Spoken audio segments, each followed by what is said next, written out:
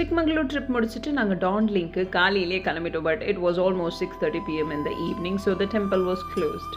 So வேறு வழி இல்லாமல் ஹாசனூர் ரெசார்ட்டுக்கு போயிட்டு நாங்கள் நைட் ஸ்டே பண்ணிவிட்டு மறுநாள் மார்னிங் இந்த கோயிலுக்கு நான் திரும்பவும் கிளம்பி வந்துட்டேன். ஸோ இந்த இடத்துல பார்த்தீங்கன்னாக்கா இங்கே ஒரு பெரிய புத்தா ஸ்டாச்சு வந்து கன்ஸ்ட்ரக்ஷனில் இருந்தது.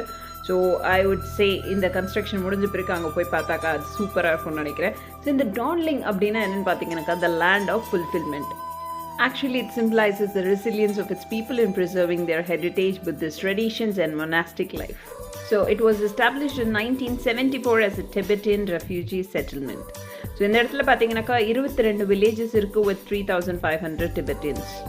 City lifestyle ரொம்ப தூரத்தில் it's nestled in the foothills of Biligiri Ranga Hills, that is BR Hills. இந்த இருக்கார் பாருங்க, இந்த கோல்டன் புத்தாவும் அங்கே இருந்த கலர்ஃபுல் ஃப்ளாக்ஸ் தான் செம்ம சூப்பராக இருக்கும். அண்ட் மறக்காமல் இந்த பிளேஸை வந்து விசிட் பண்ணி பாருங்கள் once in your life time.